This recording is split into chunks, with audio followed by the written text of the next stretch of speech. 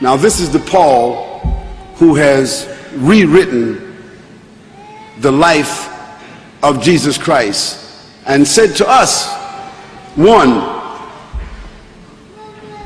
Jesus said, I came not to change and alter the law. Whose law? The law of Moses. Not one jot, nor one tittle, till heaven and earth shall pass away.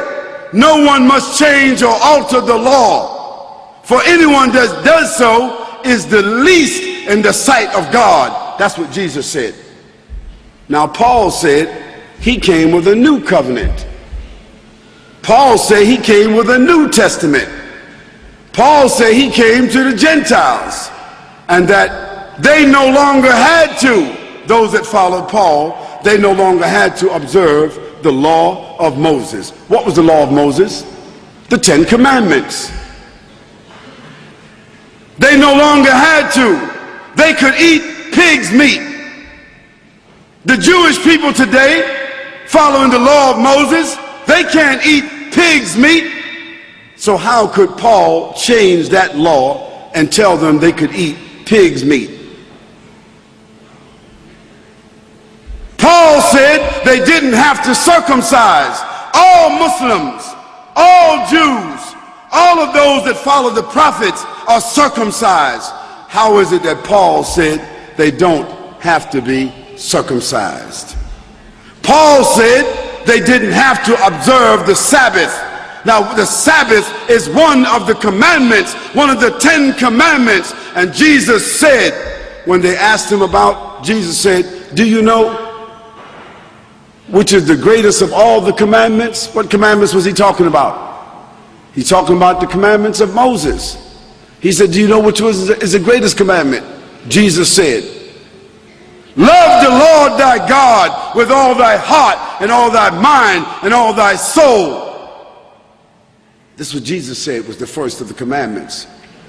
Because that commandment from Moses was, hear ye, O Israel, the Lord thy God is one, and thou shalt not worship anyone except the Lord thy God, and thou shalt not bow down to any graven images in the heavens or in the earth or in the sea below. For the Lord thy God is a jealous God, and thou shalt not worship any gods along with him. That was the first of the commandments. But Paul said we didn't have to observe that commandment. And it was through the epistles of Paul that Constantine later on, 300 years later, he decided to reconcile this new Jesus at the Council of Nicaea. To be specific, in the year 354, it was Constantine that reconciled Paul's Jesus from the historical Jesus and decided that he would go with Paul's Jesus and kill everybody else. And that's where the Trinity was born. That's where the incarnate God was born. That's where the atonement was born. That's where the idea of Jesus Christ being crucified, dead and buried for 3 days and coming back was born. This is where the idea of Jesus being God was born, because Constantine accepted that idea. Because Constantine had already deified his father as Sol Invictus. And that's how December the 25th became the birthday of Jesus, although Jesus could not have been born December 25th, because that would have been the winter in Lebanon. And anyone here that is from Lebanon will tell you September the 25th is probably snow in the ground. So why would they have a baby in the manger when there's snow on the ground? But that was the date of the Sol Invictus. And that's when they changed the Sabbath from Saturday, from Yom al-Sabt. All the Arabs in this room know Yom al-Sabt, the Sabbath, is Saturday. So how did the day of worship for the Christians become Sunday?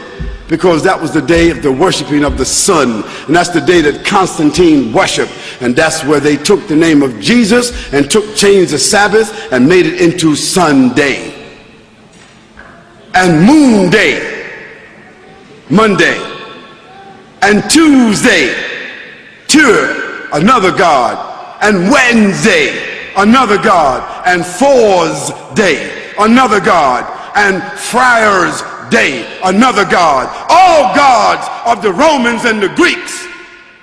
What did that have to do with Jesus Christ? Absolutely nothing.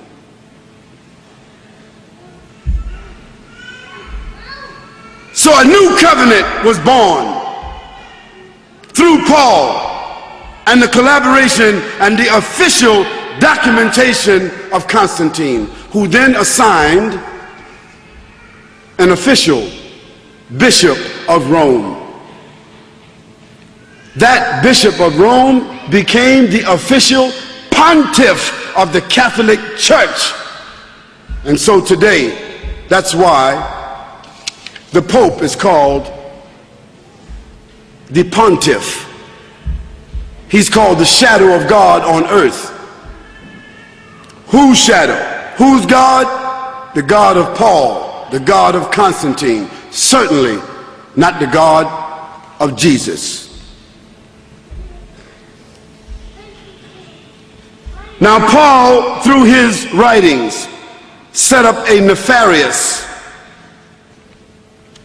situation that virtually stamped out, wiped out, imprisoned, tortured, killed, eliminated all of the Unitarians, because those that followed Jesus Christ were called Unitarians. That means they were subscribing to one God. And what happened to the Unitarians? They were thrown to the lions. They were thrown to the lions until they were gradually eliminated. Then Constantine made Christianity the official religion. Why? Because he made a distinction between the Nazarenes and the Christians. If you were Christian, you were cool. If you were Christian, you were official. If you were Christian, you could be assimilated. If you were Christian, you were Constantized. If you were acceptable, if you embraced the Pauline doctrine, then you became a Christian. And Christian then became an antithesis of the Nazarenes. It also became an antithesis of the life and the message of the historical Jesus.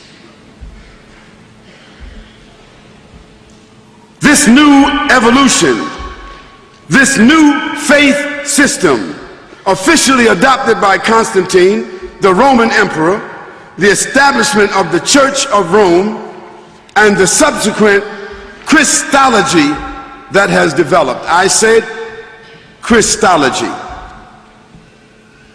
Now, what is Christology? Christology is the scientific, systematic dramatization and mythological replacement of the historical Jesus. That's what Christology is. Because if we want to love Christ and follow Christ, we have to follow the real Christ. We have to follow, find, and subscribe to the historical Christ. The issue is, who is willing to follow the historical Christ?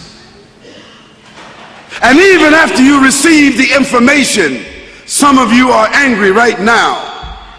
If you had some rocks, you'd probably stone me right now. Some of you might want to invite me outside to beat me up. You might want to stand up where you are and just say, "You're a liar. I don't care what you say. Jesus is God. And you're going to continue saying that because change is difficult.